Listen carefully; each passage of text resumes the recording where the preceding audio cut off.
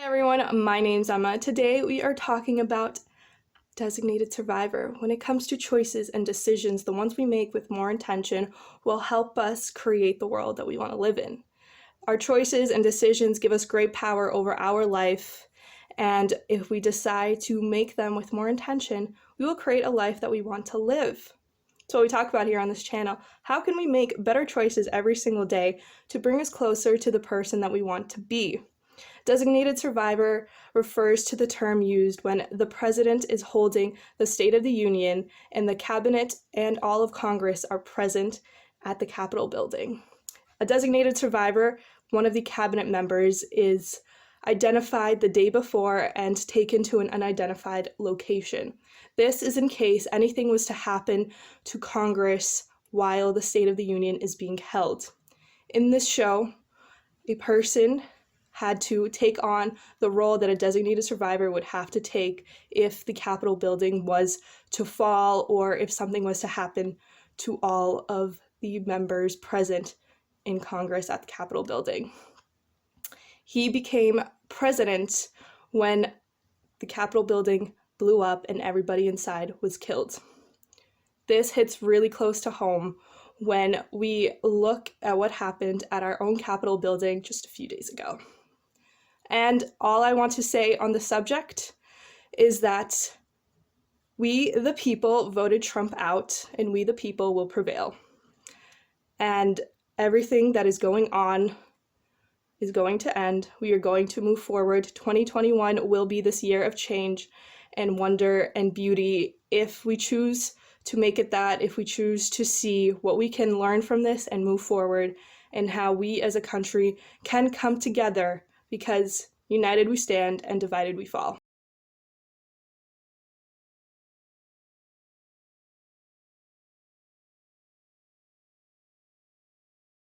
Designated Survivor chronicled the Hub Secretary taking on the position of president, and he was actually in the midst of being fired in the show from his Hub Secretary position, but that had not taken an effect when he was assigned designated survivor.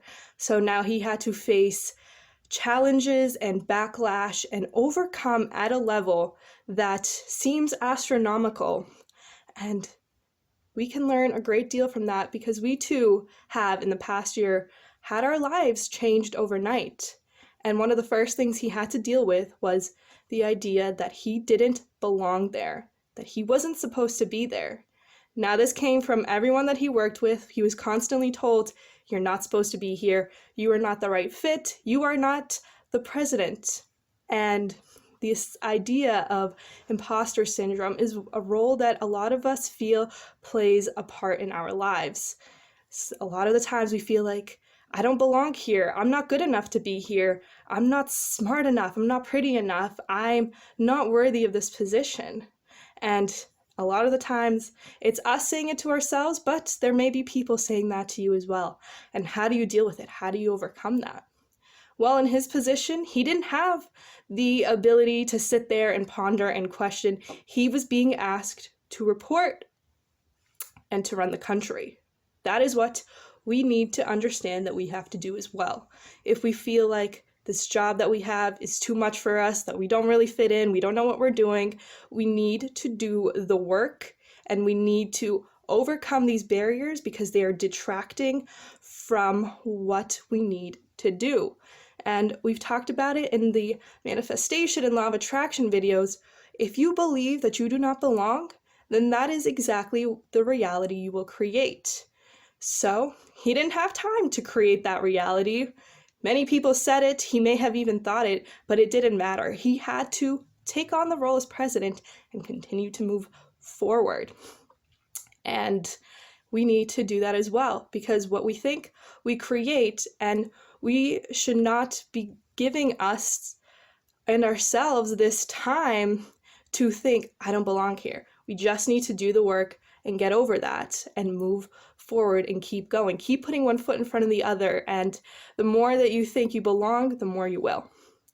Another big thing he had to deal with was a lot of life or death situations. He had to make a choice that saved the most amount of people or helped the most amount of people. and he had to make quick decisions, and he had to make them right. He had to take the moment to really figure out what he was doing and the consequences of his decisions. When it comes to our own life, we need to understand the consequences of every single decision that we do and to stop living as if there is thousands of times that we get to retry.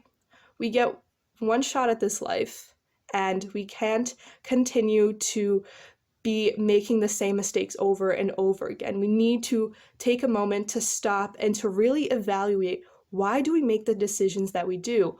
Why do we talk to people the way that we do? Why do we allow certain things in our life? We need to do that work, sit down, and figure out why these choices are repeating, why these situations are repeating, and understand that we have the power and the ability to make better choices to overcome whatever obstacles we continue to see. Now, of course, we are going to make mistakes, but we will continue to make the same mistakes if we do not see them as lessons and take those lessons with us. Now, one more point that I'm going to bring up is that he had become president, and then he was asked if he wanted to run for re-election. He was appointed in the middle of the term, so for 2 seasons, he finished out that term, and then he was asked to run for re-election, and he did. That might be a spoiler. It is a spoiler. But he did run for re-election.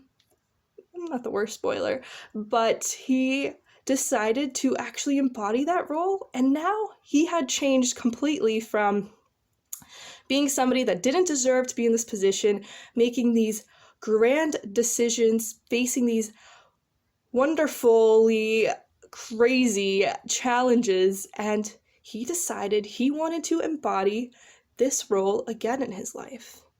So what can we learn from that? Well, like we said earlier, if we keep believing that these choices are the right ones, if we keep understanding why we're making these choices, we will embody that person that we have imagined ourselves to be.